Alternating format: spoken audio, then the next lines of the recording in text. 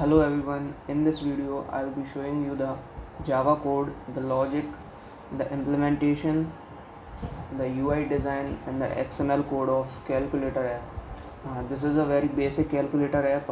It doesn't have the features of a scientific calculator. It can perform basic calculation on integers as well as decimal numbers.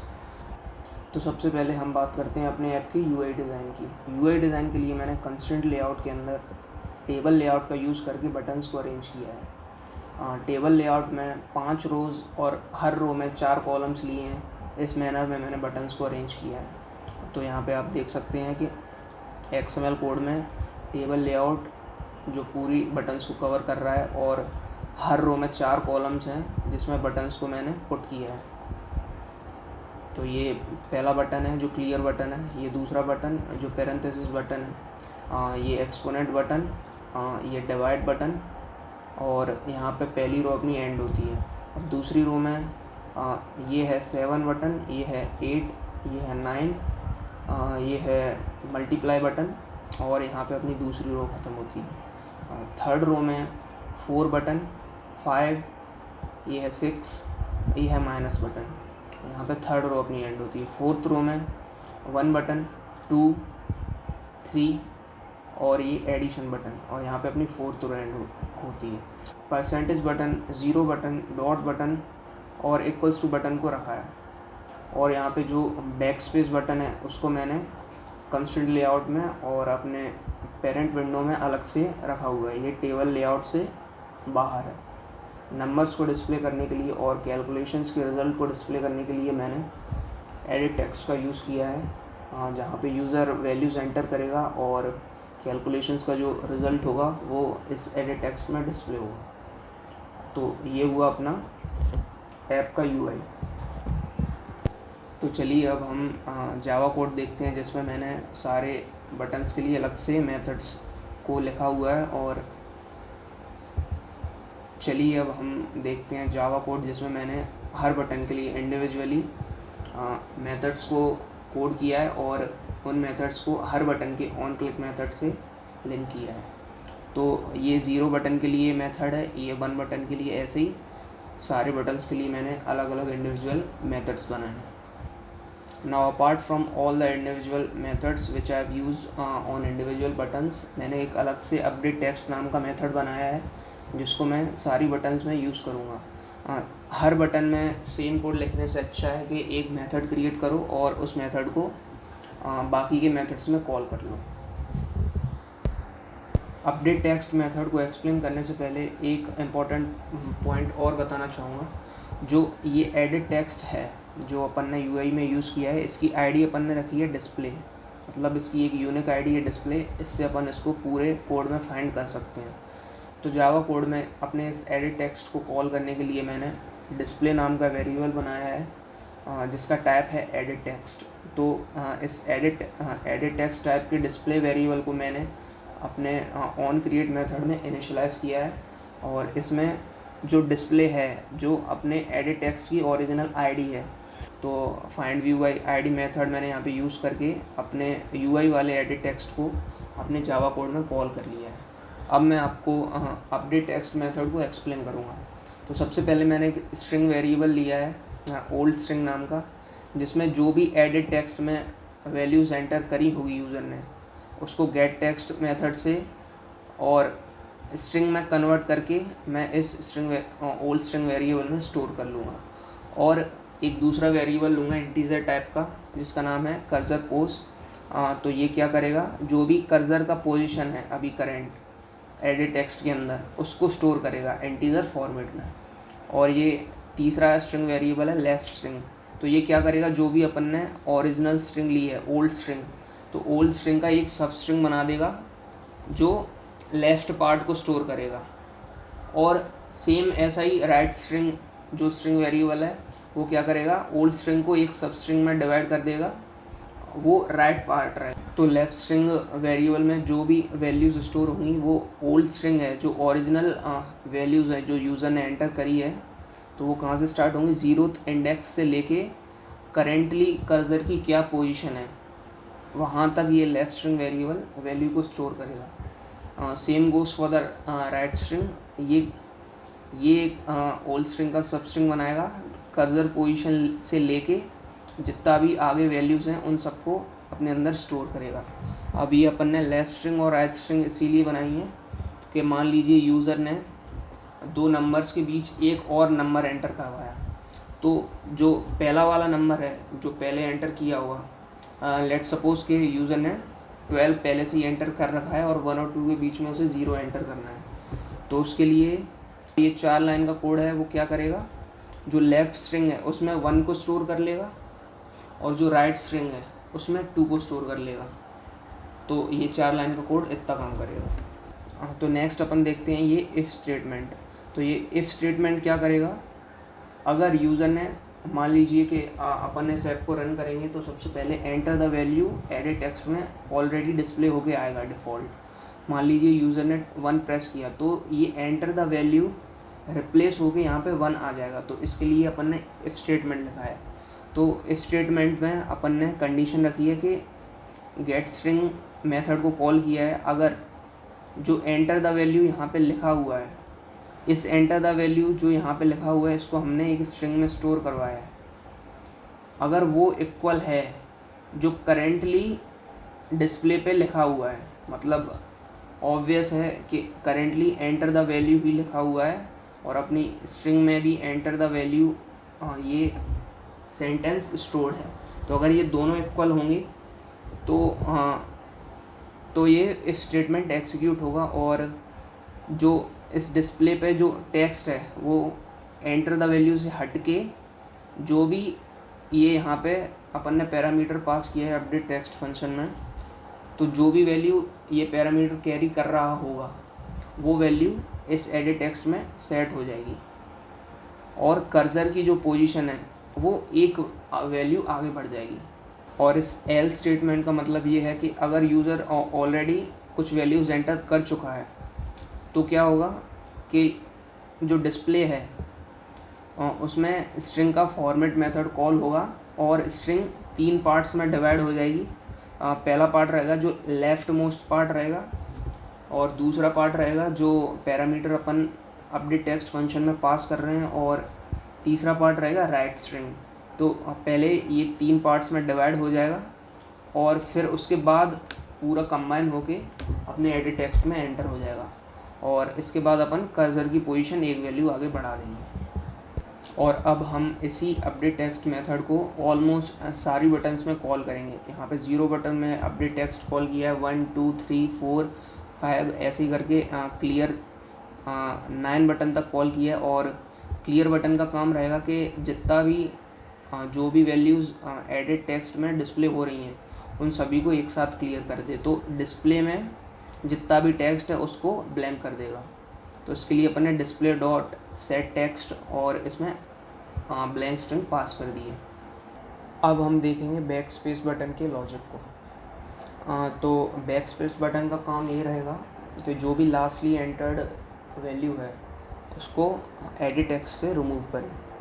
तो सबसे पहले हमने एक cursor pose नाम का integer variable लिया है जिसमें कर्सर की पोजीशन स्टोर होगी और टेक्स्ट लेन नाम का वेरिएबल लिया है जिसमें यूज़र ने जितनी भी वैल्यूज़ एंटर करी हैं उसकी लेंथ कितनी होगी वो लेंथ इस वेरिएबल में स्टोर होगी। अब अपन यहाँ पे इफ स्टेटमेंट को देखते हैं। तो if cursor pos is not equals to 0 and text len is not equals to 0 then this if statement will execute. अब यहाँ पे स्पेनेबल स्ट्रिंग बिल्डर ये क्लास होती है जो स्ट्रिंग्स को इंटरनली मॉडिफाई करने में काम आती है।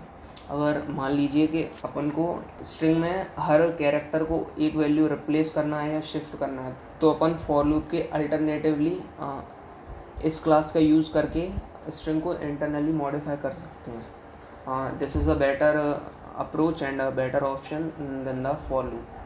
तो अपन सिलेक्शन नाम का वेरिएबल बनाएंगे जिसका टाइप होगा स्पेनेबल स्ट्रिंग बिल्डर। तो जितना भी डिस्प्ले में जो टेक्स्ट है उसको अपन इस सिलेक्शन वेरिएबल में स्टोर करेंगे और इसको कास्ट कर लेंगे अपन स्पेनेबल स्ट्रिंग बिल्डर टाइप में। तो अब अपन स्पेनेबल स्ट्रिंग बिल्डर क्लास का मेथड कॉल करेंगे रिप्लेस।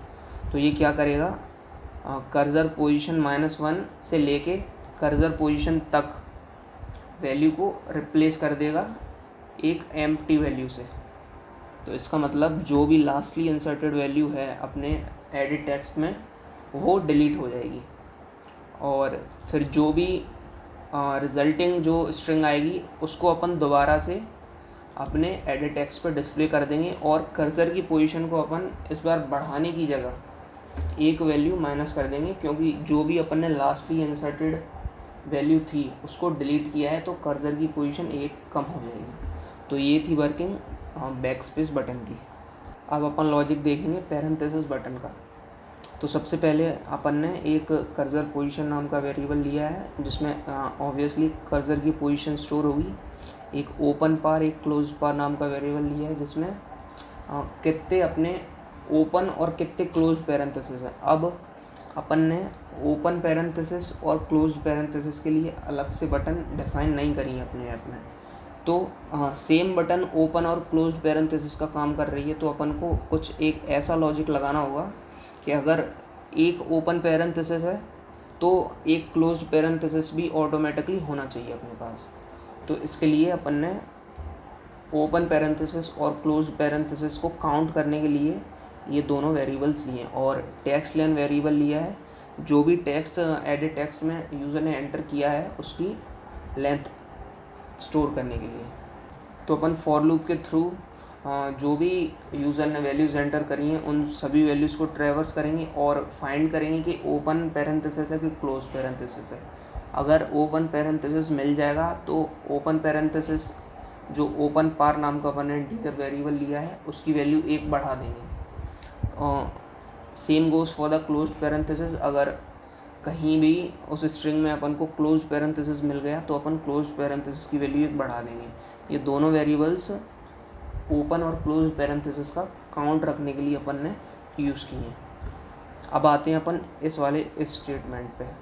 अगर ओपन और क्लोज पैरेंथेसिस की वैल्यू सेम है और अपने पास ओपन पैरेंथेसिस का सिंबल है तो अपन क्या कर देंगे, अपडेट टेक्स्ट मेथड को कॉल करके एक ओपन पैरेंथेसिस को अपने स्ट्रिंग में एंटर करवा देंगे। Same goes for the L's if statement. अगर क्लोज्ड पैरेंथेसिस ओपन पैरेंथेसिस से छोटा है, इसका मतलब काउंट दोनों के सेम नहीं है, ओपन पैरेंथेसिस और क्लोज्ड पैरेंथेसिस का काउंट सेम नहीं है, और जो भी टेक्स्ट अपन ने फैच किया है एडिट टेक्स्ट से वो अगर ओपन पैरेंथेसिस के इक्वल्स नहीं है तो अपन क्या कर देंगे, एक क्लोज्ड पैरेंथेसिस को ऐड कर देंगे अपने एडिट टेक्स्ट में। इससे क्या होगा कि ओपन पैरेंथेसिस और क्लोज्ड पैरेंथेसिस का काउंट इक्वल हो जाएगा।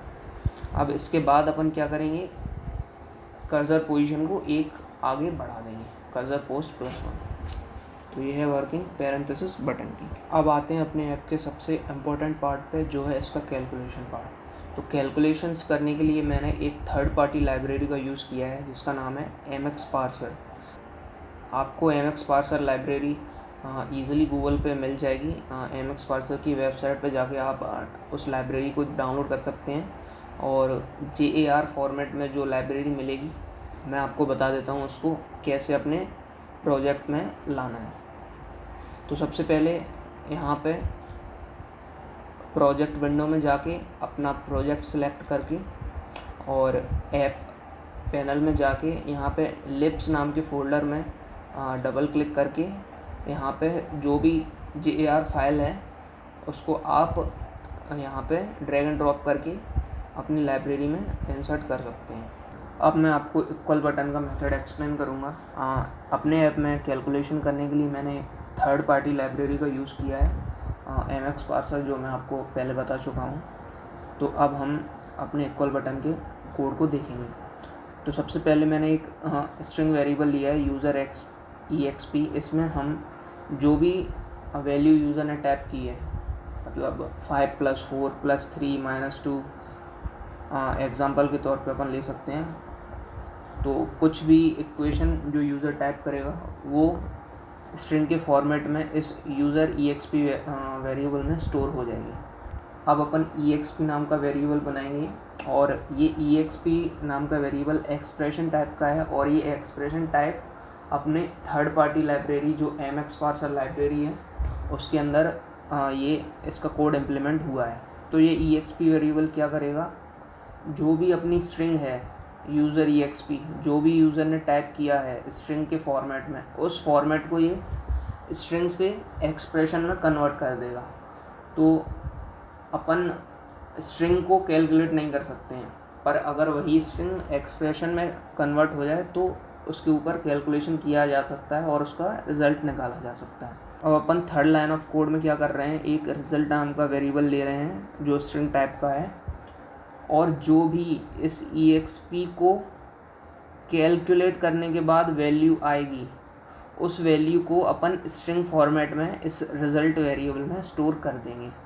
तो ये डॉट कैलकुलेट मेथड ये भी MX पार्सर का ही एक मेथड है जो इस एक्सप्रेशन पे कैलकुलेशंस परफॉर्म करके हमें रिज़ल्ट प्रोवाइड करता है।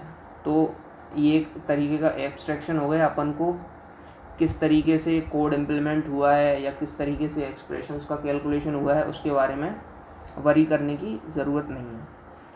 अब नेक्स्ट लाइन ऑफ कोड्स में अपन करेंगे कि जो भी ये रिज़ल्ट आया है स्ट्रिंग फॉर्मेट में जो अपन ने कन्वर्ट किया है, उस रिज़ल्ट को अपन दोबारा से अपने एडिट टेक्स्ट में डिस्प्ले कर देंगे, और जो भी कर्सर की पोजीशन है उसको अपन इस रिज़ल्ट के लेंथ के बराबर कर देंगे।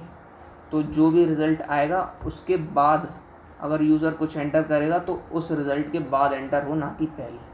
तो ये है अपने इक्वल बटन का कोड। तो फाइनली अब अपन अपने ऐप को रन करते हैं। अपने ऐप को रन करने के लिए मैंने एक एंड्रॉयड एमुलेटर का यूज़ किया है जो एंड्रॉयड स्टूडियो प्रोवाइड करता है। तो ये है अपने ऐप का interface. Let me enter some values and do the calculations. Let's do 5 + 3 = 8। अपना कैलकुलेटर करेक्टली काम कर रहा है। अब बैक स्पेस बटन का भी फंक्शन देख लेते हैं।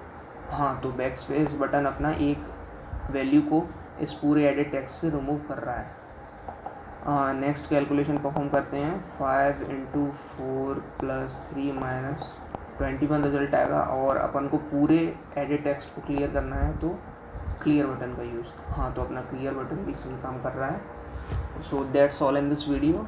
Thank you so much.